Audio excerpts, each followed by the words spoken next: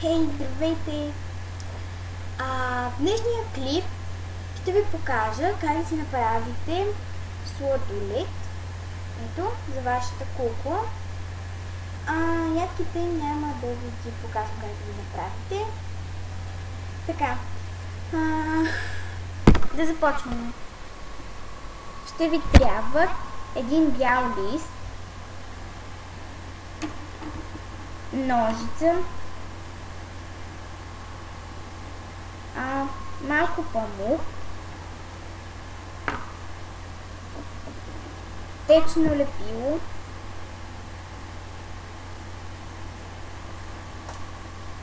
момент само,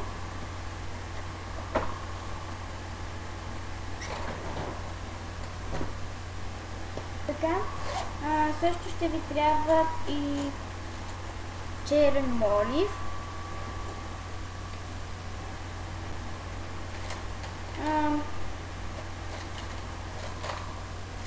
кафяв фломастер,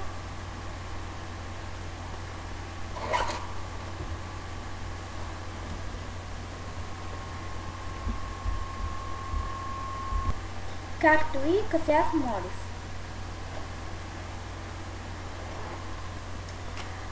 Така, добре, да започваме. Най-напред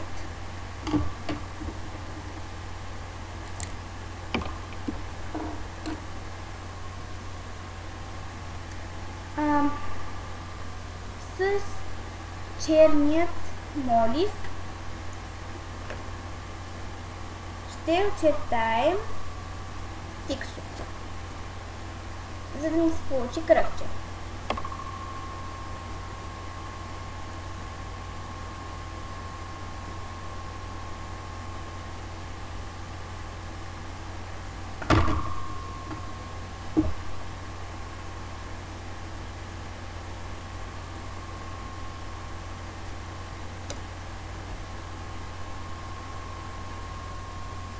Така.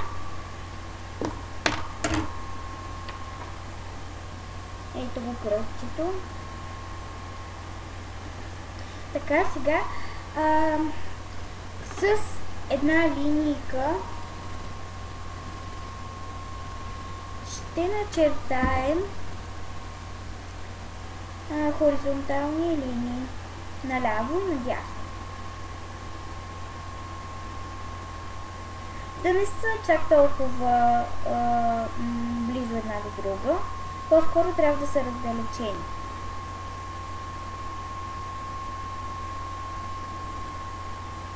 Така ще стане хем по-бързо, хем по-лесно, а ще се получи по-добре.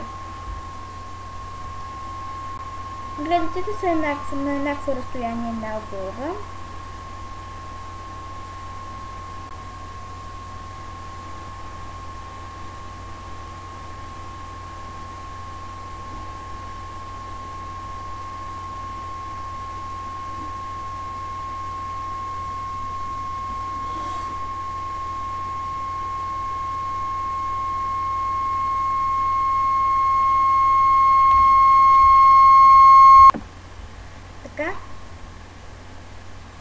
Сега ще начертаем и на другата страна линейките.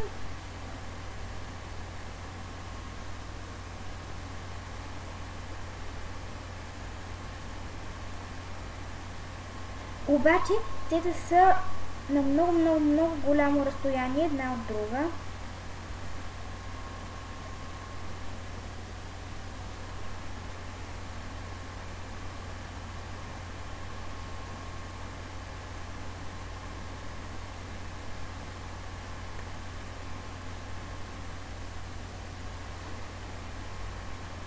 Така, сега оставяме линията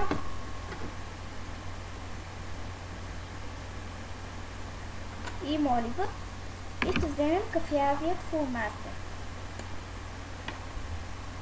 Сега трябва да повторите линейките.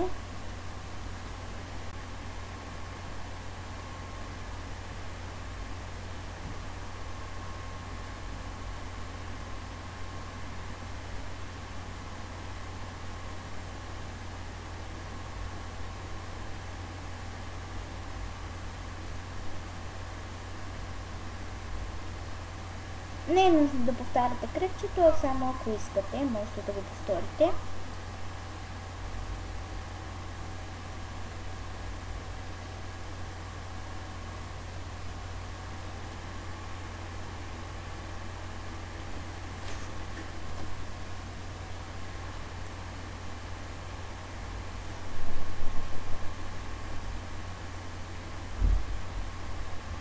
Така, сега ще повторим.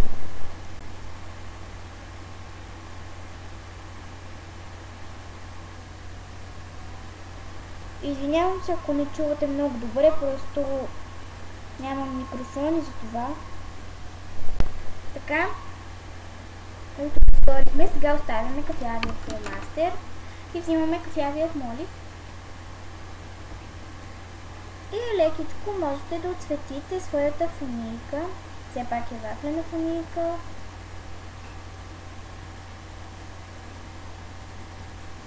Аз моята ще отцветя.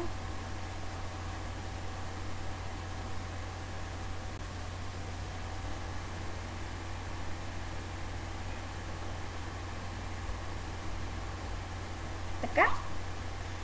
Оставяме кафявият молив. И сега ще изрежем кръгчето с ножиците.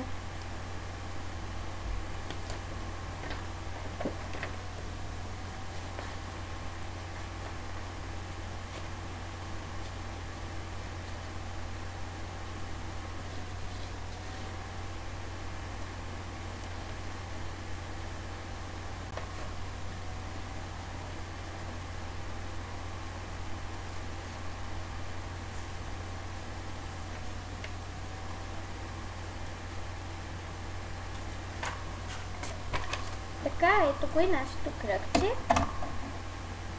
Трябва да го изрежете ето така по средата. Момент само да го изрежа.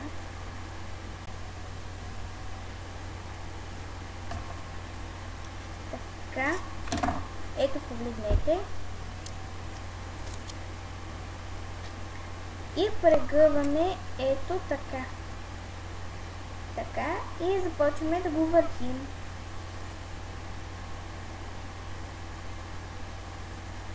Въртете, докато не получите желаната фунийка.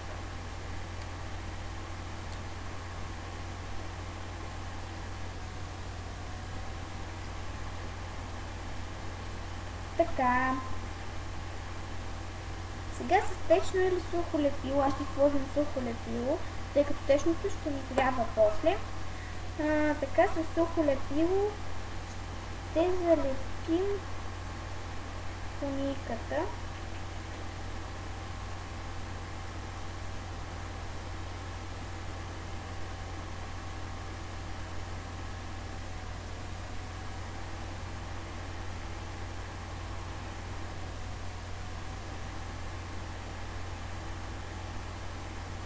Момент само да отворя лепилото.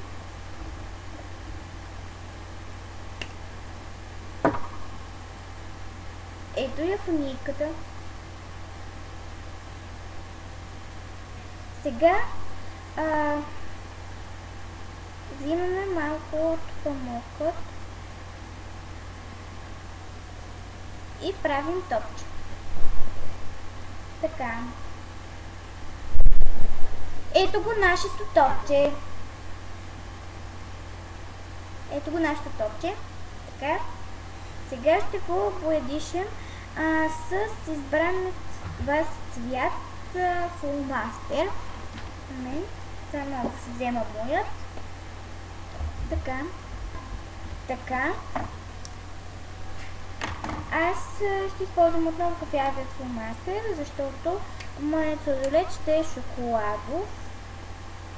Така и отцветяваме.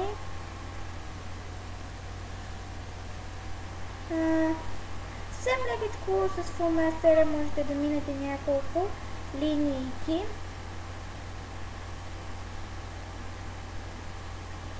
Така, не е задължително да си таковате фломастера с памук, да си го цапате, ами просто, когато затворите фломастера и го приберете, ето какво се получи.